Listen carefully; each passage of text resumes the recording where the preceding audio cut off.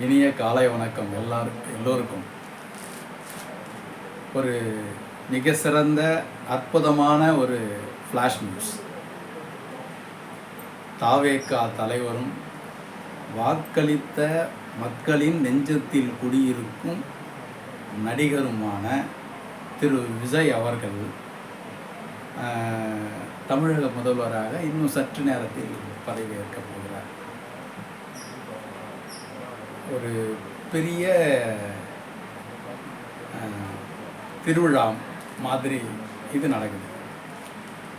Okay, இதில் என்ன மாறல் அப்படின்னா, எதையுமே அல்லது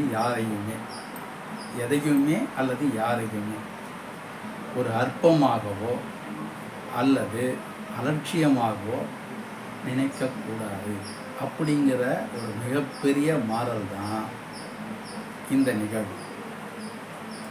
ஏன்னா அதுதான் அல்லது அவர்தான் ஒரு மாபெரும் சக்தியாக இருக்கும் அப்படிங்கிற ஒரு மாறல் தான் இந்த திருவிழா. சரி, என்னை பற்றி சொல்ல வணக்கம். நான் சத்யமூர்த்தி, எல்ஐசி ஏஜென்ட்டு. இந்த சந்தோஷமான மகிழ்ச்சியான இந்த தருணத்தில் உங்கள்கிட்ட எல்லாருக்கிட்டையும் நான் சொல்லிக்கிற விஷயம் என்ன அப்படின்னா, இன்சூரன்ஸை பற்றி ஒரு என்கொயரி என்கிட்ட பண்ணுறீங்க, பேசுகிறீங்க. எப்போது அதை எடுக்கலாம் அப்படின்னு உங்ககிட்ட பேசும்போது, ஒரு வாரம் டைம் கொடுங்க, இல்லை ஒரு மாதம் டைம் கொடுங்க அப்படின்னு சொல்லி அதை போஸ்ட்போன் பண்ணுறீங்க. ஏன்னா நீங்கள் இன்சூரன்ஸுக்கு ஒரு அலட்சியமாக நினைக்கிறீங்க, ஒரு அற்பமாக நினைக்கிறீங்க அப்படிங்கிற மாதிரி நான் நினைக்கிறேன். நீங்கள் எப்படி நினைக்கிறீங்கன்னு தெரியல. யாரையும் நான் குறை சொல்வதற்காக இதை நான் சொல்லலை. ஒரு குடும்ப தலைவர் அவருடைய வருமானம் நின்று போச்சுன்னு வச்சுக்கோங்க.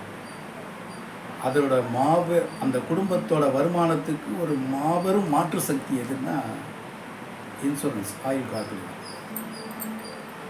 சரி, ஒருவேளை அந்த பாலிசிதாரர் பாலிசி காலம் முழுவதும் பிரிமியம் செலுத்தி நல்லாவே இருக்காருன்னு வச்சுக்கோங்க. மீதி இருக்கக்கூடிய நாட்களில் அவர் வாழக்கூடிய உயிர் நாடியான மாற்று சக்தியும் அவர் சேமித்த அந்த சேமிப்பு தான். இப்போ பொதுவாக ஒரு ஞாயிற்றுக்கிழமையில் ஒரு வேலையை நம்ம செய்கிறோம் அப்படின்னா அலைச்சலாக இருக்கும், நாய்படாத குழப்பு அப்படின்னு சொல்லுவாங்க. அதே நேரத்தில் ஒரு நல்ல விஷயங்களை நம்ம என்ன பண்ணுவோம், அஷ்டமி நவமியில் செய்யக்கூடாதுன்னு நம்ம நினைப்போம்.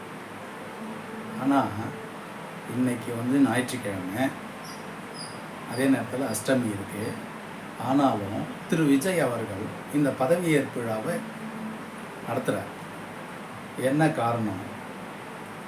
என்ன வேணாலும் நடக்கும், மிகப்பெரிய போராட்டங்களுக்கு கஷ்டங்களுக்கு நடுவில் தான் இந்த ஒரு வாய்ப்பு அவருக்கு கிடைக்கிது. அப்போ இந்த வாய்ப்பை அவர் சரியாக பயன்படுத்தணும்னு நினைக்கிறார். அதனால்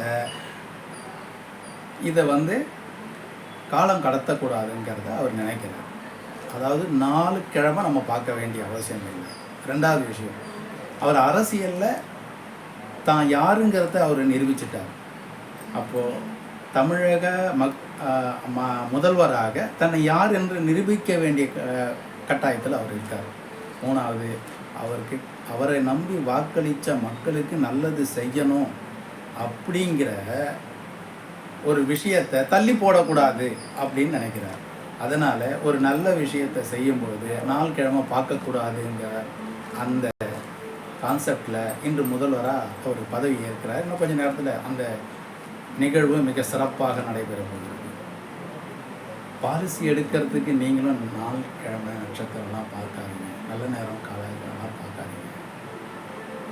நல்லது செய்கிறதுக்கு நேரம் காலம் தேவையில்லை, நல்லது செய்கிறத உடனே செய்யுங்க.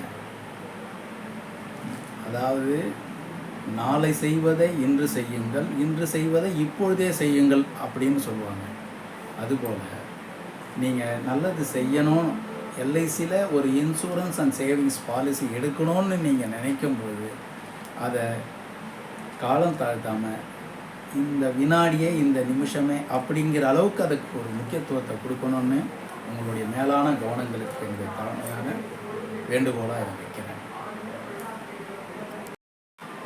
ஓகே, இந்த வீடியோவோட முடிவுக்கு நான் வரேன்.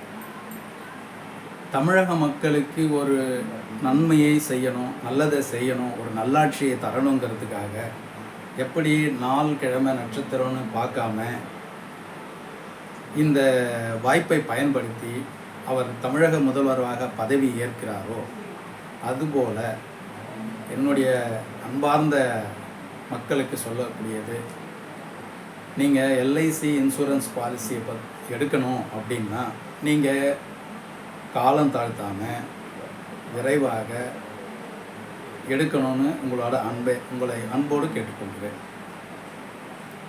நீங்கள் ஒரு டிவி வாங்கணும், ஃப்ரிட்ஜ் வாங்கினோம்னா 1ஆம் தேதி பிறக்கட்டும்னு நினைக்கலாம். ஒரு பைக் வாங்கணும் இல்லை கார் வாங்கணும்னா சரி அடுத்த வருஷம் பார்க்கலான்னு நினைக்கலாம். ஆனால் காப்பீடு எடுக்க, இன்சூரன்ஸ் எடுக்கிறதுக்கு நீங்கள் தயவு செஞ்சு நீங்கள் நாள் கடத்த வேண்டாம் என்பதை மீண்டும் மீண்டும் வலியுறுத்துகிறேன். இப்போ என்ன சொல்ல வரேன்னா, உங்களை போல நானும் பதவி ஏற்கக்கூடிய திரு விஜய் அவர்கள் ஒரு நல்லாட்சியை தர வேண்டும், அந்த ஆட்சி சிறப்பாக அமைய வேண்டும் என்று திருச்செந்தூர் முருகனை வேண்டிக் கொள்கிறேன். நீங்களும் அவர் நல்லாட்சியை தருவதற்காக பெரியவர்களாக இருந்தால் அவரை ஆசீர்வதித்து வாழ்த்துங்கள், சிறியவர்களாக இருந்தால் வணங்கி வாழ்த்துங்கள். இந்த வீடியோ சிறப்பானதாக இருந்தால், ஏற்றுக்கொள்ளக்கூடிய கருத்தாக இருந்தால் உங்கள் விருப்பத்தை லைக் பண்ணி தெரிவியுங்கள், கமெண்ட் கொடுங்கள், உங்கள் நண்பர்களுக்கும் உறவுகளுக்கும் ஷேர் பண்ணுங்கள். அதைவிட முக்கியம், இன்சூரன்ஸ் காப்பீடு எடுப்பதற்கோ புதிய பாலிசி எடுப்பதற்கோ எனக்கு என்னுடைய இந்த வீடியோவில் தெரியக்கூடிய எண்ணில் மெசேஜ் செய்யுங்கள் அல்லது தொடர்பு கொள்ளுங்கள். இல்லையெனில் எல்ஐசி சார்ந்த ஏதாவது ஆலோசனை தேவைப்பட்டாலும் என்னை தொடர்பு கொள்ளுங்கள் அல்லது மெசேஜ் அனுப்புங்கள், பதில் அளிக்கிறேன். நன்றி, வணக்கம்.